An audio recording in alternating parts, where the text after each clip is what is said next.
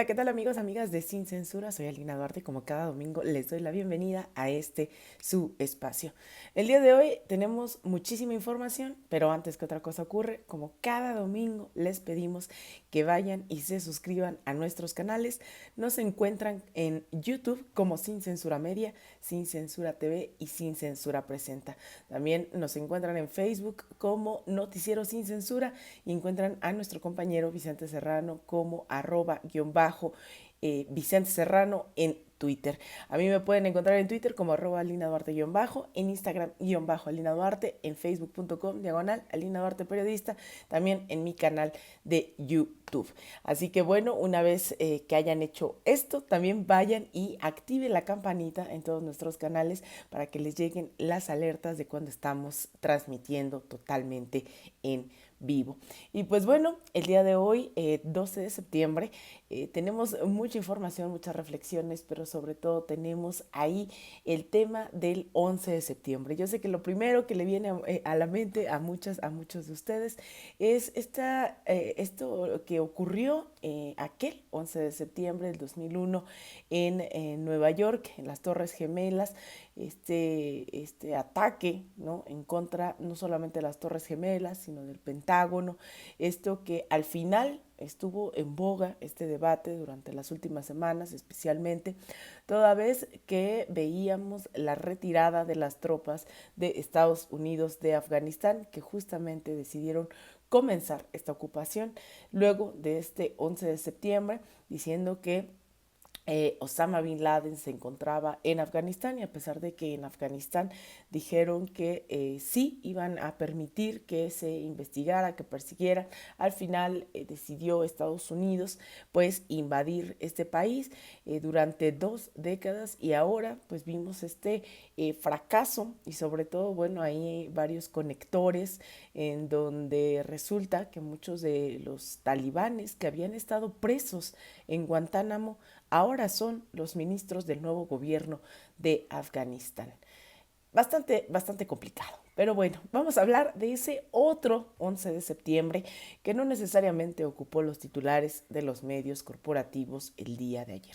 Es el 11 de septiembre de 1973, cuando justamente con ayuda de Estados Unidos, las oligarquías chilenas y sobre todo pues este ejército comandado por el general Augusto Pinochet dan golpe de estado a Salvador Allende. Salvador Allende, un médico cirujano de profesión, pero un marxista, leninista de convicción, quien por la vía democrática llegaba a la presidencia en 1970, y quien había pues sentado esta base, y de hecho estas bases era el primer marxista, leninista, socialista, que por la vía de las elecciones llegaba a la presidencia de un país. Eso generaba altas expectativas, logró llegar al gobierno luego de su cuarta vez. Esta era la cuarta vez que competía en las elecciones, y que bueno, con ayuda de Estados Unidos, primero querían impedir que llegara a la presidencia. De hecho, Estados Unidos había invertido cuantiosas sumas de dinero, millones de dólares, llamado Comité de los 40, que después el mismo Senado de los Estados Unidos daría cuenta de todos estos millones de dólares que se invirtieron, primero para que Salvador Allende no fuese presidente de Chile, en segundo momento la operación encabezada por la CIA, en donde mataran al general Schneider, la CIA asesinara al general Schneider para generar un caos previo a la toma de presidencia, de la presidencia de Salvador Allende, y después los millones de dólares también, y eso es público, son documentos desclasificados de la CIA, en donde daba cuenta de todo esto que se invirtió para la desestabilización del gobierno de la Unidad Popular, un gobierno encabezado por varias fuerzas progresistas, el Partido Comunista, el Partido Socialista, y que lograron avanzar en tan solo unos cuantos días en esta agenda que se planteaba desde un inicio el programa de la Unidad Popular, en donde abiertamente hablaban de que el socialismo era la vía para construir ¿no?, la igualdad entre las y los chilenos, y eso pues le llevó justamente a un derrocamiento, toda vez que no lograron, a pesar de que se compraron las opiniones en medios de comunicación, que se apoyó no solamente electoral, sino financieramente, ideológicamente, ¿no? Se hubo toda una campaña en contra de, bueno, a favor de la derecha, en contra de Salvador Allende. Hubo planes, el llamado Plan Septiembre, orquestado también por la CIA, en donde supuestamente era la burguesía, los patrones, los terratenientes, quienes llamaban a huelgas, pero eran huelgas encabezadas justamente nada más por los dueños de las empresas, estos paros patronales que al final pues también no tenían eco, pues la clase trabajadora estaba con el gobierno de la Unidad Popular. Sin embargo, poco a poquito fueron mermando en la economía chilena, fueron mermando en esta clase media en Chile, en donde pues terminaron generando todas las condiciones para que el golpe de Estado en contra de Salvador Allende pues no fuera tan mal visto, ¿no? Estas dosis de democracia con bombas, con metrallas, a costa de balas, pues a Salvador Allende solo pudieron sacarlo del Palacio de la Moneda con una sublevación de las Fuerzas Armadas, navales, con el financiamiento de Estados Unidos.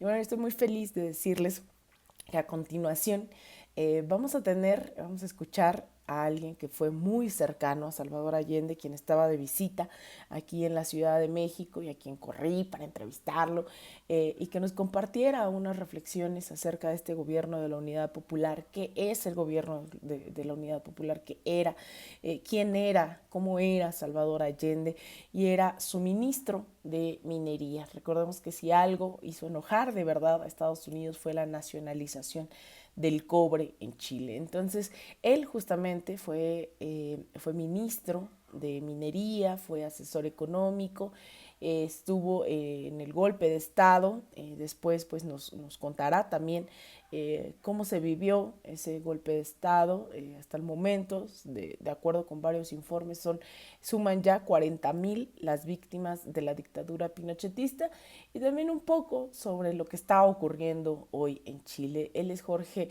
Arrate, quien nos hizo el favor de darnos unos minutitos de su agenda, y sin más, yo les quiero invitar a que escuchemos en este marco de ese 11 de septiembre lo que significó un gobierno de la Unidad Popular, el respaldo de las masas, pero no necesariamente el respaldo de las Fuerzas Armadas, y sobre todo esta campaña, qué rol jugó esta campaña de Estados Unidos en contra del gobierno de Salvador Allende. Vamos a escucharlo.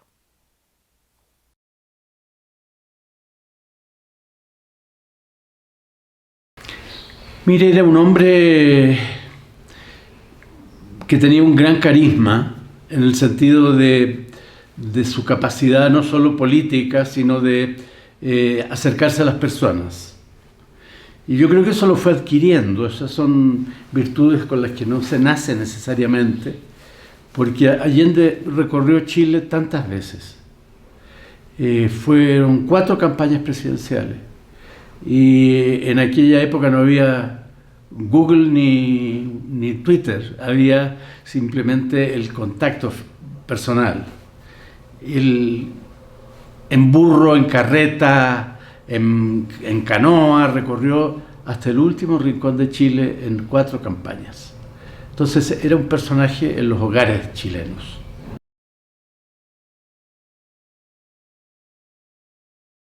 No, nosotros vivíamos con el golpe de Estado, cohabitábamos con el golpe de Estado. Yo recuerdo la noche que triunfó Allende en las elecciones, el rumor que corría en la calle era que había un levantamiento militar, después llegó el rumor de que la Moneda estaba rodeada por tanques. Yo fui con un grupo de amigos, éramos jóvenes y aventureros en aquella época, fui hacia la Moneda y efectivamente estaba rodeada de tanquetas de la policía, no de tanques, sino que son tanquetas de la policía para prevenir que hubiera algún desborde hacia la Moneda.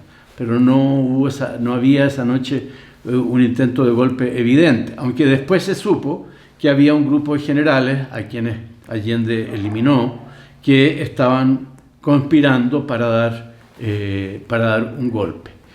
Los días más álgidos fueron los 60 días entre la elección del 4 de septiembre y el 4 de noviembre, fecha que correspondía a Allende asumir como presidente. Esos fueron los días, yo diría, de mayor tensión, y esos días los vivimos día a día con la idea de que podía haber un golpe de Estado. Ahora, eso siguió después durante el gobierno de la Unidad Popular.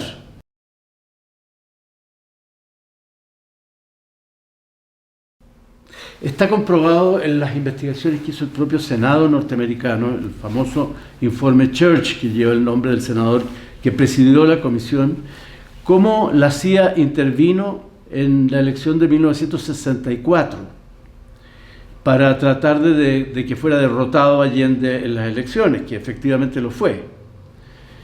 Y posteriormente son muchos, todos los antecedentes concretos que hay sobre la intervención norteamericana en contra de Allende. Estados Unidos siempre intervino en Chile, como en todos los países de América Latina, pero particularmente en contra de la izquierda chilena y de la Unidad Popular. Incluso está por escrito en las memorias de Henry Kissinger, cuando él le informa a Nixon que ha ganado un socialista marxista en Chile la presidencia de la República, y Nixon le dice: hay que hacer chillar, hay que hacer gemir la economía. Y Estados Unidos pone en marcha toda una política destinada a ahogar económicamente a Chile. Yo digo que es la única vez en 500 años de historia, 200 años de historia republicana, en que la tortilla está a punto de darse vuelta y en que las clases dominantes ven amagado su poder económico, en primer lugar, y político, frente a un proyecto que quiere hacer un conjunto de transformaciones que sumadas constituyen una revolución. Y eso es lo que trató de hacer Allende. En un periodo muy breve de tiempo, 1075 días, hicimos en Chile un conjunto de reformas inimaginable para ese tiempo, para ese espacio de tiempo, que sumadas constituyeron un proceso revolucionario. Por eso yo digo que Allende era un reformador revolucionario. La suma de reformas simultáneas llevaban a un cambio cualitativo que significaba revolucionar al país. Pero Allende, como usted señala bien, decía siempre que las Fuerzas Armadas son fuerzas profesionales. Era una forma de aseverar que tenían que regirse por esa norma. Las Fuerzas Armadas eran no deliberantes y profesionales. Y había un segmento de las Fuerzas Armadas que adhería a esta doctrina profesional, que se llamó en Chile doctrina Schneider, porque lo había formulado precisamente el general de ejército que fue asesinado en una operación orquestada por la CIA en octubre de 1970. Entonces, esta afirmación de Allende, que en general a sus partidarios nos ponía un poco nerviosos, porque entendíamos que había conspiración dentro de las Fuerzas Armadas, era una forma en que Allende quería fortalecer a aquellos que sí sostenían la doctrina profesional dentro del ejército, la marina y la aviación.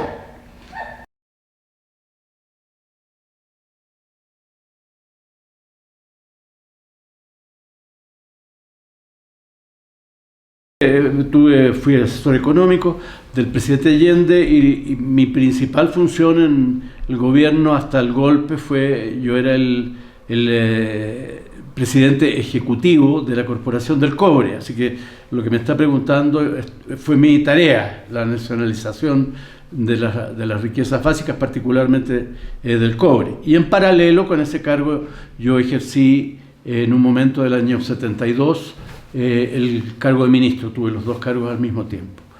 Yo creo que fue un proceso impresionante. Nosotros nacionalizamos a través de una reforma constitucional que fue aprobada por todos, incluida la derecha. Las 5 minas de cobre más importantes de Chile, y 2 de ellas las más importantes del mundo, la más grande a Rajo Abierto y la más grande subterránea. Bueno, esto desató la energía negativa de parte del gobierno de los Estados Unidos y sus aparatos de inteligencia y contrainteligencia, pero yo digo, no suscitó la oposición del imperialismo al gobierno de Allende, porque esa venía desde antes.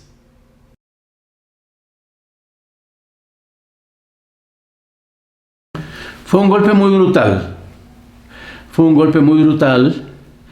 yo diría inesperadamente brutal, porque no había en Chile, contrariamente a lo que se ha dicho, condiciones para una resistencia militar. La izquierda no había preparado cuadros, ni tenía tecnología, ni armamentos para enfrentar a un ejército profesional que era uno de los más bien armados, bien constituidos, más profesionales en el sentido militar de América Latina, ¿no? Entonces, nadie esperaba que hubiera, creo yo, una actitud tan desatada de venganza, porque el desequilibrio de las fuerzas era muy grande y por lo tanto las barbaridades que se hicieron y los crímenes que se cometieron no tenían una justificación en la fuerza del adversario. Nosotros fuimos perseguidos como animales. Se desató una represión brutal, se llenaron los estadios de gente, se inició la tortura como una práctica permanente, se inició la destrucción sistemática, planificada, de organizaciones políticas como primero el Partido Comunista, el Partido Socialista y el Partido MIR, el Movimiento de Izquierda Revolucionaria. Y eso significó la muerte, el asesinato de mucha gente. Si usted lee los diarios chilenos hoy día, se sorprenderá con que todavía aparece de repente una noticia en que dice: ayer fue condenado a cadena perpetua por el crimen cometido en tal provincia, tales exoficiales de carabineros o del ejército. Han pasado 50 años y esto sigue, porque fue muy masivo el asesinato, la tortura, la exoneración del trabajo, el exilio.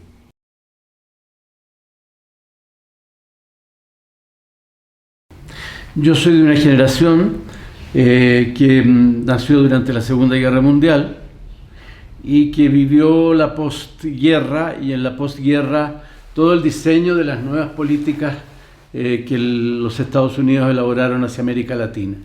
Pero incluso antes de aquello, en el curso del siglo XX, hubo dictaduras latinoamericanas muy conocidas que recibieron siempre el apoyo de los Estados Unidos. Estoy pensando, por ejemplo, en los países de Centroamérica y la defensa de los intereses, todo esto por la defensa de intereses económicos, la United Fruit en los países centroamericanos. La presencia militar era muy fuerte y después de la guerra la presencia militar se organizó en función del diseño norteamericano. El Tratado de Asistencia Recíproca de Río de Janeiro de 1947, con los pactos militares que se hacían, que cambiaron radicalmente también la naturaleza de las Fuerzas Armadas, por ejemplo en el caso de Chile, porque hubo un acercamiento ya, una dependencia, se generó una dependencia con las políticas del Pentágono. Entonces no es el primer caso, esta es una historia larga y triste y dura. Bueno, ahí estuvo Jorge Arrate, quien nos compartió todas estas reflexiones en torno a ese otro 11 de septiembre que definitivamente no estaba en los titulares de los medios de comunicación durante estos días. Sin embargo, ya escucharon también toda la importancia y todo lo que significó. Por algo Estados Unidos invirtió tanto en desestabilizar este gobierno que era referencia también ya en América Latina.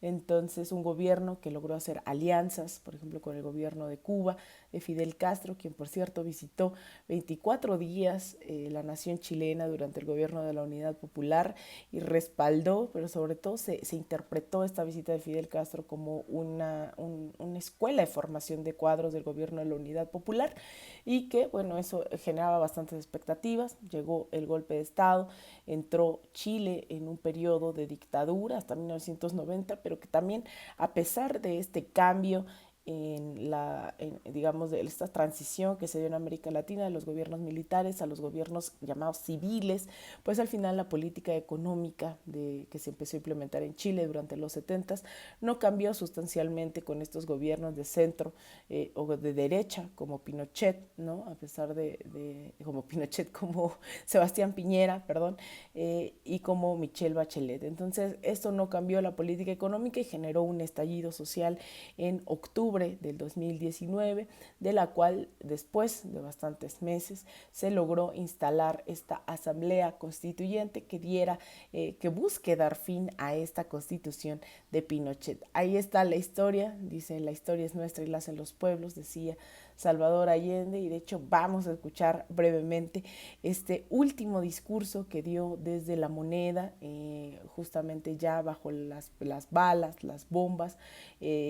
Se comunicó a través de Radio Magallanes, la última radio que quedaba para transmitir. Ya se habían tomado durante el golpe de Estado el resto de las emisoras, y lanza un discurso que evidentemente es histórico, que ha mermado en las conciencias, que ha agitado conciencias.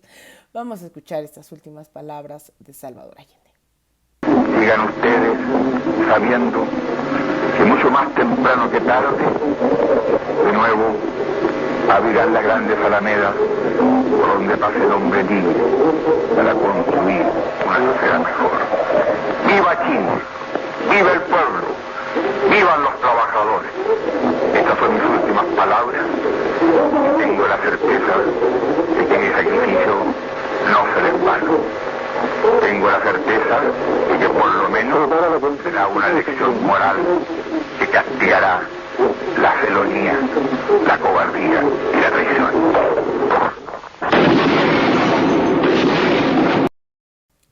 Bueno, esas eran las últimas palabras de Salvador Allende. Y no todo solamente se queda en la historia. Si bien el gobierno de la Unidad Popular, Salvador Allende ha sido un referente dentro de los movimientos populares, dentro de las luchas sociales en América Latina durante las últimas 5 décadas, también lo cierto es que sigue habiendo esa lucha en contra de los intereses de Estados Unidos.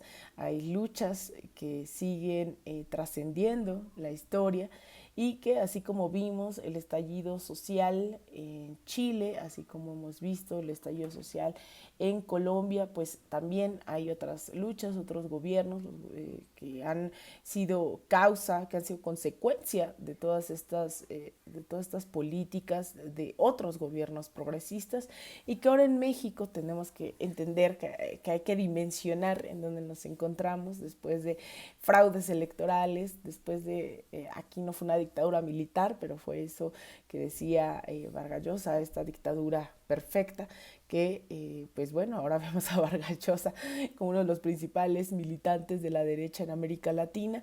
Pero bueno, hoy estamos ante lo que se dice un gobierno progresista, la llamada Cuarta Transformación, que en el plano internacional ha significado un giro de 180 grados en muchos asuntos, y uno de ellos que hemos documentado aquí con lupa ha sido el tema de la OEA.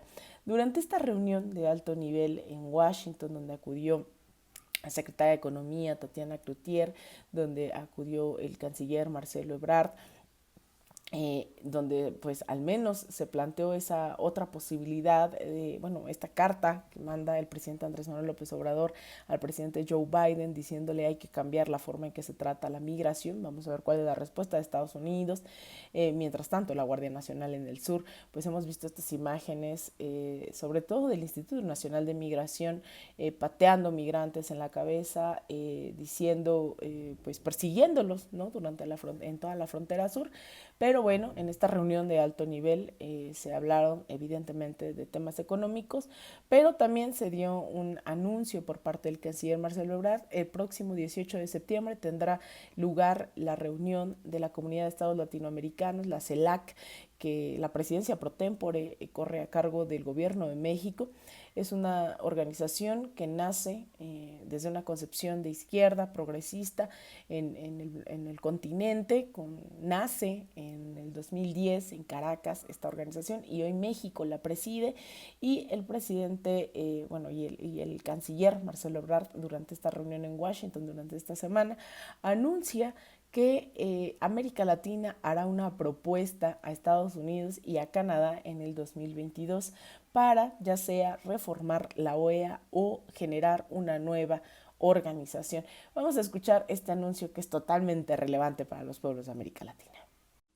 Por otro lado, respecto a la Organización de Estados Americanos, habrá el 18 de septiembre en México una cumbre de la Comunidad de Estados Latinoamericanos y Caribeños en la Ciudad de México. Tenemos ya la participación confirmada pues de todos los países. En algunos casos la mayoría van los presidentes o los jefes de Estado, y en otros casos los cancilleres o los ministros correspondientes. Y un tema central es ese. Tenemos que preparar para 2022 la propuesta que le vamos a hacer a Estados Unidos y a Canadá de cuál sería el futuro distinto de la Organización de Estados Americanos.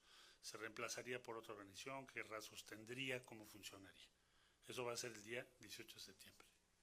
¿Pero la propuesta no la van a hacer ustedes hasta el 2022? Una vez que haya un consenso de América Latina y el Caribe, no podríamos nosotros hablar a nombre de todos si no han participado en la elaboración. Pero sí se espera que para el 2022, primer semestre, se haga esa propuesta. Bueno, pues ahí estaba el canciller Marcelo Ebrard dando este anuncio que va a ser prioridad para América Latina, el dar a conocer una nueva propuesta para Estados Unidos y Canadá para ver qué hacemos con la OEA, una OEA que ha sido sumamente parcial, que ha estado del lado de las ultraderechas durante estos últimos años, sobre todo con la presidencia, con un secretario general como Luis Almagro, que cuestionó las elecciones en Bolivia, que llevaron a un golpe de Estado, que acompaña a un Juan Guaidó en sus intentos de desestabilización y golpismo en Venezuela, que viene a decir que alguien como Bukele en El Salvador, que ha sido sumamente autoritario en múltiples ocasiones, pues se le está inventando prácticamente, ¿no?, delitos en su contra. Entonces, bueno, enhorabuena, ahí está el anuncio de una nueva organización en lugar de la OEA. Vamos a ver qué ocurre el próximo 18 de septiembre. Estaremos bastante atentos y atentas. Sin duda es una gran noticia saber que al menos se está considerando acabar con esto que se le llamó en su momento el Ministerio de las Colonias de América Latina. Y bueno, compañeros, compañeras de Sin Censura, llegamos al final del programa. Soy Alina Duarte, les espero el próximo domingo. Antes de cualquier otra cosa, les vuelvo a invitar a que se suscriban a nuestros canales. Nos encuentran en YouTube como Noticiero Sin Censura, nos encuentran como Sin Censura Media, Sin Censura TV, Sin Censura Presenta, nos encuentran también en Facebook como Noticiero Sin Censura, encuentran a nuestro compañero Vicente Serrano en Twitter como @Vicente Serrano. Soy Alina Duarte, a mí me encuentran en Twitter como @Alina Duarte_, en Instagram _Alina Duarte, en Facebook.com/Alina Duarte Periodista, y nos vemos entre semana en Sin Censura Nocturno, y nos vemos todos los domingos de 1 a 2 de la tarde. Ya estaremos hablando de estos y otros temas el próximo domingo. Les mando un abrazo, nos vemos el próximo domingo de 1 a 2 de la tarde aquí en Sin Censura.